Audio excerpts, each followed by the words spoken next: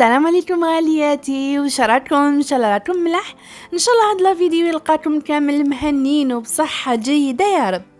لا فيديو تاع اليوم راح نشارككم روتين مازلنا مع تحضيرات رمضان، الميناج، نيطواياج، واش نقول لكم.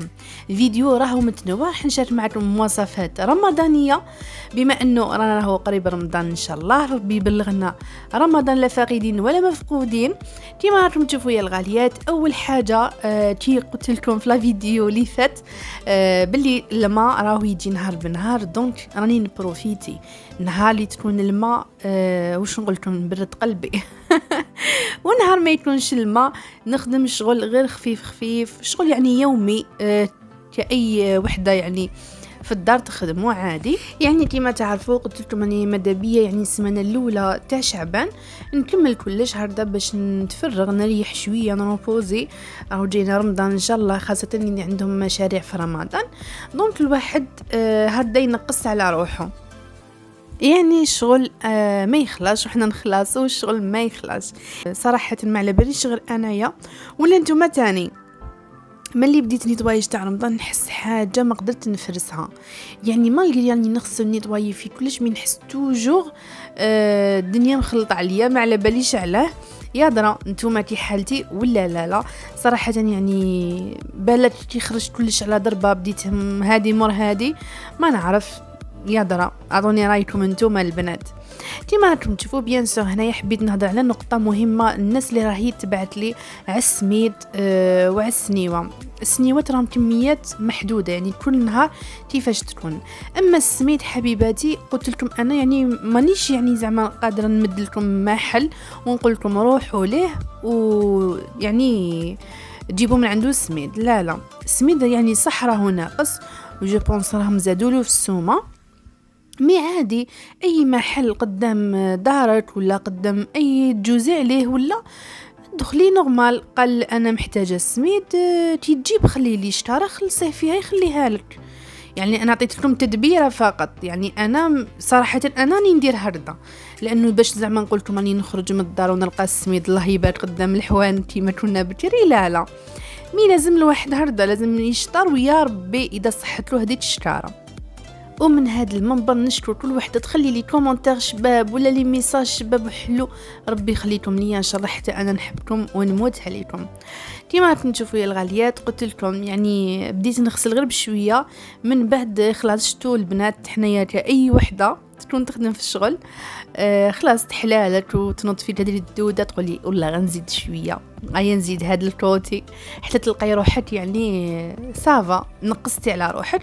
قلت لكم يعني الواحد يبروفيتي سينو كامل يحكي من هذا التفنيين ونقول والله اليوم ما نخدمش نروبوزي لا هذه مي لازم علينا ننفضوا الغبار ونوضوا لهذيك الحاله هردا نلاقيو رمضان ان شاء الله.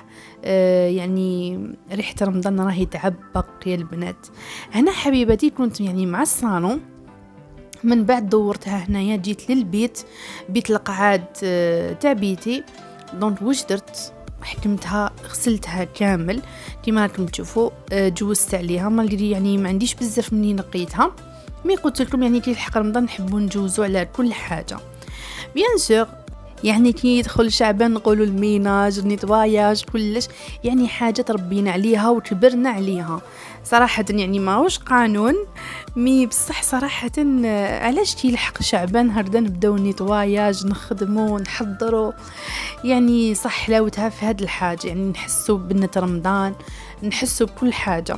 ربي يخلينا صحيحتنا ان شاء الله ويقدرنا. كيما راكم تشوفوا جوزت على كلش نقيت يعني واش نقول لكم قلبتها ساسه على راسها، يعني نقيت ما خليت حتى شوكه فيها. بيان سور كاين بزاف اللي يحبوا هكذا روتينات، ولكن صراحه انا والله ما نقدر يعني نشارك معكم كلش بالتفصيل معكم يعني كل حاجه بالتفصيل. الفيديو راح يجي طويل ويتعبني تاني في المونتاج. كما راكم تشوفوا غالياتي بعد ما كملت البيت عاودت مسحت حاجه خفيفه، يعني الحاجات اللي كانوا قدامي عاود فرستها ورجعت كلش.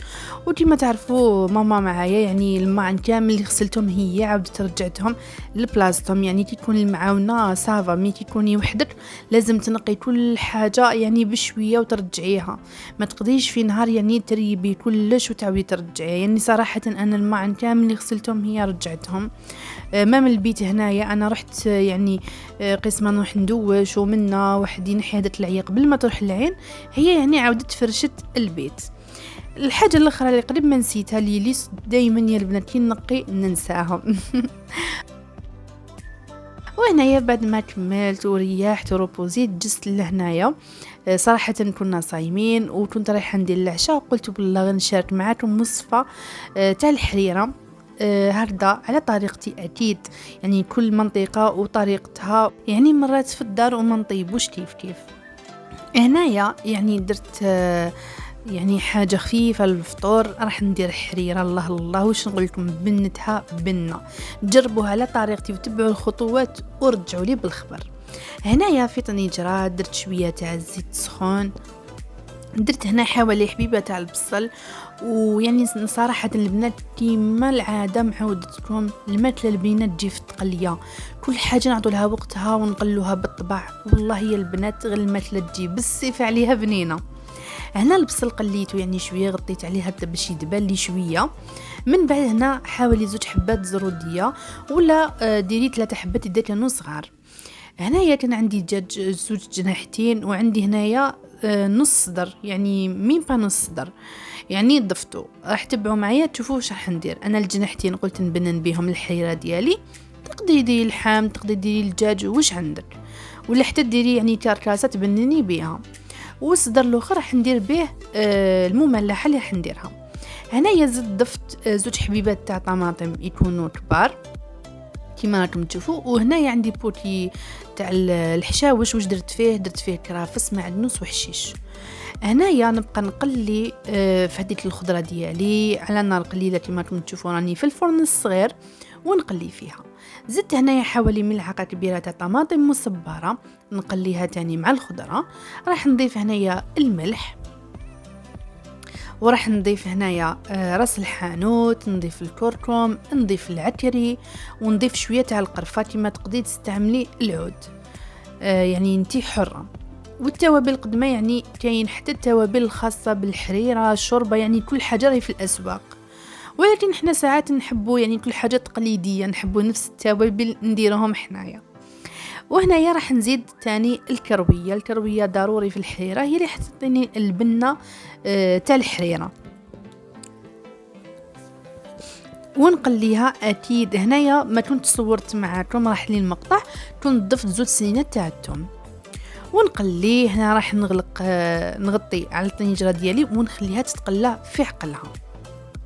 هنايا بعد ما خليتها تقلات لي مره على مره نطلع عليها بيان سور هكذا. شوفوا حتى نشوف هذوك الخضره كامل طلقت السوائل ديالها. بعد ما نشوف الخضره ديالي طلقت السوائل ديالها نجي نمرق هنايا. اذا كنتي دايره اللحم يعني مرقي بيان ولا طيبتي في الكروطه. سينو اذا درت لي الدجاج كما تعرفوا الدجاج تم يطيب يعني ما يديش كامل الوقت. هنا نغطي عليها مرقت ونخلي كل شيء يطيب. هنايا رحت باش نحضر اللي راح نرافقها مع الحريره. حبيت ندير لي كيش بطريقه سهله اقتصاديه والبنه اكيد. هنا في مقله درت شويه تاع الزيت وعندي نص حبه بصل كيما راكم تشوفوا. قليته. البنات ما كنتش تشوفوا بلي البصل راهو غير يزيد ولا اكثر من التفاح. والله يا البنات حاشا نعمه ربي. يعني قلت لها ماما حتى البصل ولا بشانو 14,000 الكيلو، يعني واش نقولوا في رمضان نستعملوه يعني بزاف، خاصة يعني هنا في العاصمة نطيبوا كل حاجة بيضة بالبصل يعني حليل. هنايا شوفوا عندي هنايا نحية البصل بعد ما دبالي وضفت حوالي ملعقة تاع فرينة نحمسها مليح في ديك الزيت. ونضيف هنا حوالي كاس تاع حليب. هذه كريمة الجبن تجي بنة خيالية مع ديك البنة تاع البصل اللي تلقاها في الزيت. من بعد هنايا واش راح نضيف عليها؟ ضفت هنا 3 حبات فروماج. ضيفي النوعيه اللي حبيتيها، شيدار ولا اللي عندك. ديري انا كان عندي هذا، درت هذا وراح نضيف عليها شويه تاع الملح ما نكترش، ونضيف عليها شويه راس الحانوت ضفته على اللون والبناء اكيد. ونحاول هنايا نحرك هكذا باش يذوب لي هذا الفرomاج كامل. هاد الصلصه بزاف بنينه، وكما راكم تشوفوا يعني ماشي تاع كل حاجه نحضرها وحدها، يعني في وقفه تحضري يعني الوصفه ولا زوج اطباق. قلت لكم المره اللي فاتت في الفيديو الحيله اللي تستعملوها وانتم في الكوزينه تنفعكم بزاف. يعني المرة الفحله الحيله تستعملها هنايا ماشي مع الناس. شوفوا حبيباتي، درنا هذاك النص تاع صدر في الحريره، بعد ما طاب نحيته، اشيتو هنايا رحيتو في الاشواق، وهذاك البصل اللي كنت قليته عاود رجعته في الكريمه ديالي. يعني درنا زوج في واحد، هردا نقصوا على روحتينا التعب ماشي كل حاجه وحدها. هنايا رجعته في هذه الكريمه وراح نضيف عليها شويه تاع معدنوس وشويه تاع زيتون بهذه الطريقه. يعني الاضافات هادو اختياريين، كل وحده واش تحب. بهذه الطريقه هنا راح نطفي عليها ونروح نحضروا لاباط تاع ليكيش ديالنا اقتصاديه وتسهل عليك كلش. انا هنا كليت بالكاس صغيره يا البنات، لانه عدد الافراد راهم ما نشفي بزاف، اللي عندها العائله يعني تكبر الكاس. انا شوفوا الكاس ديالي قدام منه درت 2 كيسان وربع تاع فرينه، نضيف عليهم نص كاس تاع الزيت، تبعوا معايا مليح، 2 وربع تاع فرينه، نص كاس تاع زيت. نضيف حوالي نصف ملعقه صغيره تاع الملح، لانه انا استعملت الكاس الصغير، وضفت نصف ملعقه صغيره تاع خميره الخبز حتى تعطيني هذيك الخفه وكلش. وراح نضيف هنا اعشاب منسمه نركها بهم، كما تقدري تستعملي زعتر ولا اللي عندك. هنايا نبسس لاباط ديالي، وعندي نص كاس تاع الماء، نبسس لاباط ديالي باطراف الاصابع. هنايا اللي ما تكونش عندك الزبده ولا يعني هاد الوصفه واش نقول لكم استعملوها كيما تستعملوا الصابلي، راح تجي دوب في الفم صراحه. اللي تجربوها يعني راني دريرتها من اوائل في اوائل الفيديوهات في القناه. بديت نلاين فيها بالماء ونخلط، شوفوا كيفاش راني نخلط باطراف الاصابع، ما نعجنش، لاين فقط بهذه الطريقه. من بعد ندير شويه فرينه فوق البلون دو طرافاي. شوفوا يعني لاباط صغيره، يعني خاصه في رمضان شتو نحبوا نوعو، يعني كيلو بحاجه صغيره. هردا ما تطيبي وتبقى لك تقعدي حاصله وماشي مليح التبدير وحاجه نعمه ربي. سوا يعني بيان سور نذوقوا جيراننا في رمضان، يعني ماشي كل حاجه يعني الواحد يذوق. كاين الناس محتاجه، كاين الناس تصوم ماشي في ديارهم. كيما راكم تشوفوا هنا حليت لاباط ديالي، راح ندير انا في هذا الساغسو، حبيت ندير واحد كبير ودرت واحد صغيور. كيما راكم تشوفوا بهذه الطريقه طبعتها. من بعد واش راح ندير، شوفوا انا استعملت هنا كيما لاباط تاع الصابلي، نعاود نلايمها بهذه الطريقه ونعاود نحلها هارده، ونعاود نقطع باش ندير لي كوتي. اذا عندك ليمون تاع الصغار ديري الصغار، انا درت فهاد الكبار قلت نقص على روحي باش ما نبقاش كل وحده وحدها.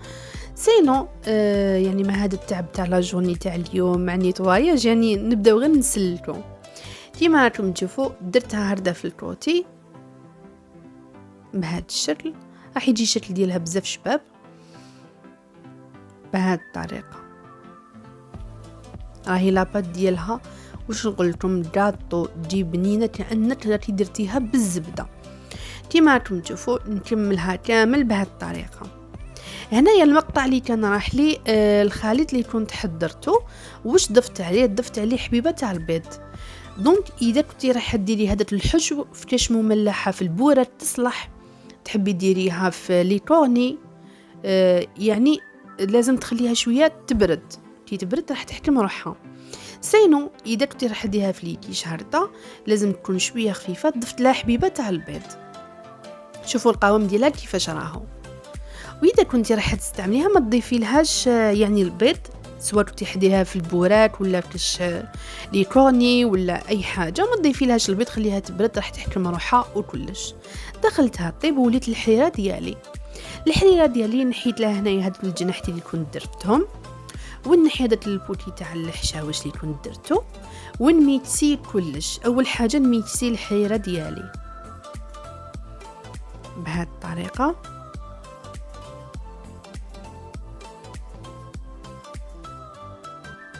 تبعوا معايا الخطوات، هذه اهم مرحله راح نديروها في الحريره هكذا باش تجينا بنينه، تجينا الله الله.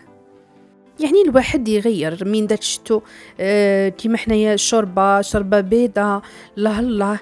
مي ساعات الواحد يبدل يدير لا سوب، يعني الواحد يبدل. كيما تعرفوا شوربه فريت يعني راهي ثقيله، وكاين بيوت يعني ما نستغناوش عليها. يعني صراحه احنا ما نستغناوش على شوربه فريت، مي ساعات نحب نكسر هذاك الروتين ونبدل لهم هذا الواحد ما ملي ستومات ريح شويه. كيما راكم تشوفوا الغاليات ميكسيت هنايا بيان هديت الخضره ديالي. من بعد هنا زدت مرقت لها شويه لانه كانت ثقيله بزاف كيما راكم تشوفوا. هنايا بعد ما مرقت لها نخليها فوق النار ونزيد لها هنا البوتي تاع الحشاوش الدوزيام. درت له نفس الكرافس وحشيش ومعدنوس. وجيت هنا نحضر العقده اللي راح نديرها للحريره ديالي. عندنا كليت بالملعقه صغيره لانه درت كميه قليله. درت ملعقه تاع فرينه، 2 ملاعق كبار صغار عفوا تاع المرمز، يعني تجيب بنينه بالمرمز. هنا واش درت؟ انا عندي هنا المرمز عادي لانه تاع البودغ خلاص لي، وزدت ملعقه صغيره تاع الكرويه. ضفت كميه تاع الماء وراح نضيف كميه من لاصوب تاع الحريره بهذه الطريقه. وبالبغا ميكسور نعاود نميكسي كلش. كاين يديروا الفارينه وحدها، كاين يديروا الفيرميسال، كل واحد كيفاش. مي صراحه اذا تلقاو الغبره تاع الحريره راهي تعقد الحريره ما شاء الله. انا صراحه خلاصت لي اني موصيه يجيبوها لي ان شاء الله، يجيبوها لي قبل رمضان ان شاء الله. هنايا ميكسيتها، شوفوا القوام اللي نتحصل عليه، شوفوا راهو يعني عاقد. هنايا فوق النار هي راهي تغلي وانا نضيف هذاك الخليط مع التحريك المستمر. كما تعرفوا راهي فيها الفارينه، انا ما كثرتش هنا الفارينه لاني كنت حندير لها الغبره تاع المرمس. هنا زدت مرقت شويه شت يعني على حسب الكونتيتي، ونبقى يعني نحرك فيها حتى تغلي حوالي 5 دقائق هكذاك. يعني راكم تعرفوا المرمز والفريك يدي شويه وقت، مي تكون غبره ما تخافوش. انا على بها هنا ميكسيتو مع الفارينه بهذه الطريقه. هنايا هذا الدجاج كنت نفتتو كامل هرطه ورميتو، يعني غل البنه سينو. هنا في الاخير الحريره ديالي راهي واجده، والكيش ديالي بعد ما طاب درت هنا شويه زيتون مشوي اللي راهو داير حاله. لو كان ماشي هو ما ناكلوش. كيما راكم تشوفوا يا الغاليات، شوفوا الحياه ديالي كيفاش جات ما شاء الله، بنتها بنه شهيتكم في الجنه يا الغاليات. والكيش ديالنا اللي جا خفيف جا يدوب في الفم مع هذيك لاباط، واش نقول لكم تنقص علينا، راهي حاجه اقتصاديه ونرافقوها. كيما قلت لكم الواحد يكون يعني منا ومنا هردا حتى تكملي يعني الاطباق ديالنا. كيما تعرفوا رانا ننوعوا في رمضان الاطباق، ربي يقدرنا ان شاء الله. احنا لحقنا نهايه لا فيديو. في الاخر ما عليا نقول لكم اذا عجبكم لا فيديو بارطاجي الفيديو مع حبابكم الناسكم، هردا تاعهم الفائده. انا في الاخر ما عليا نقول لكم نتلاقاو في وصفات جدد ان شاء الله وفيديوهات جدد. دمتم في رعايه الله وحفظه. سلام.